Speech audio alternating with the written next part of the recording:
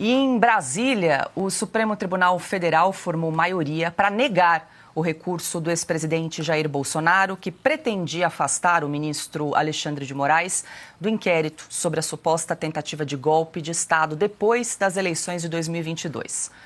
O julgamento no plenário virtual começou às 11 horas da manhã e em menos de 4 horas, às 2h50, o placar contra o impedimento de Moraes se formou. Seguiram o voto do relator, ministro Luiz Roberto Barroso, Edson Fachin, Flávio Dino, Gilmar Mendes, Cristiano Zanin e Dias Toffoli. A votação eletrônica ficará aberta até 13 de dezembro. Na corte também estão, sob relatoria de Barroso, 56 pedidos de envolvidos no 8 de janeiro para afastar o ministro Alexandre de Moraes dos processos.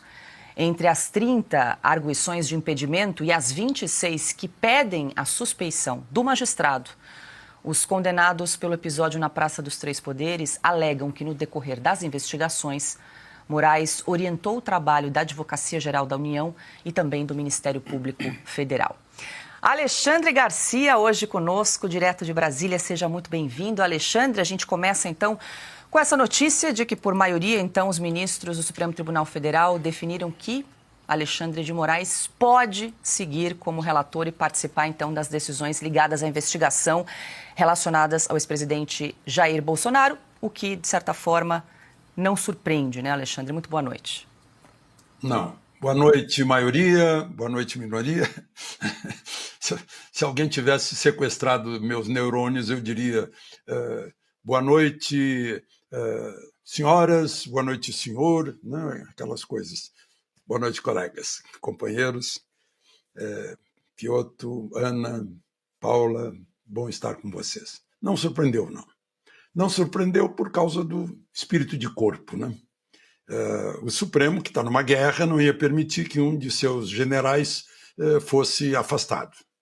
É mais ou menos isso. Está numa guerra, ele não está numa balança de justiça, ele não é um juiz, ele está sendo justiceiro, né? Tem que pegar o Bolsonaro, porque Bolsonaro é um perigo para o status quo que impera desde o Império aqui no Brasil. Ele despertou as massas, ele demonstra isso quando vai para uma rua, vai para um estádio, vai para uma padaria, entra num avião, ele despertou as massas, que dormitavam sob o patrimonialismo e o clientelismo e as bolsas de toda sorte. Despertou e, mais do que isso, acabou um engodo entre mais esquerda, menos esquerda, e não havia direita, né? Não havia liberalismo. Despertou e mostrou para as pessoas o que é bom, né? Passou 4 anos demonstrando isso. As estatais tinham lucro, as contas públicas eram superavitárias, trabalhava apenas com 22 ministérios e dava certo, né? As pessoas podiam ofender o presidente da República, chutar a cabeça dele como se fosse uma bola, né? Uma imitação da cabeça dele, e era liberdade. Liberdade plena, democracia posta em prática, né? E economia liberal posta em prática, privatizante, desestatizante, dando certo, óbvio, né? Mas aí incomodou, claro, né?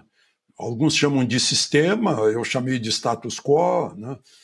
É aquela vantagem que se tira e não se quer mudar, né? Às vezes se finge mudança para manter. E então o óbvio foi contrariado mais uma vez pelo Supremo. Se essa turma era perigosa, né, o ministro Moraes era vítima, né? Portanto, não pode ser o relator, nem votar no julgamento da turma de 8 de janeiro e da turma da conversa sobre fazer alguma saída com o artigo 142 da Constituição. Para preservar a Constituição, fazer alguma coisa, né?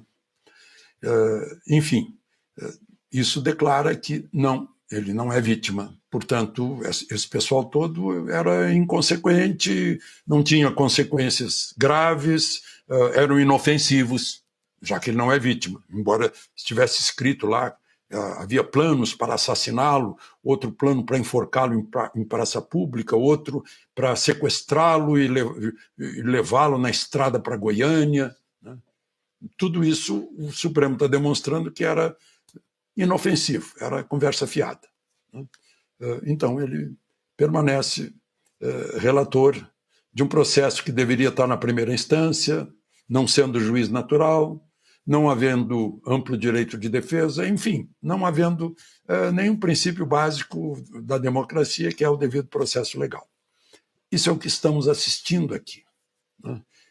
E, embora esteja tudo contrário na Constituição, né?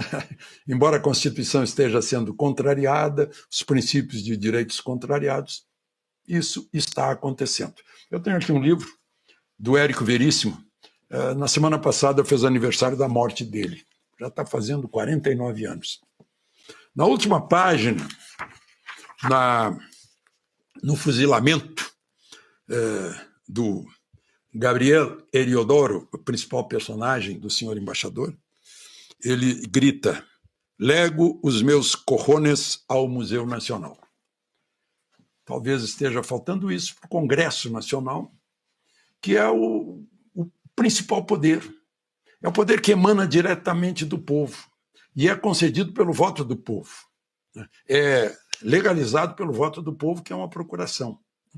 No sistema de pesos e contrapesos dos três poderes, quando um peso é excessivo, há o contrapeso para equilibrar.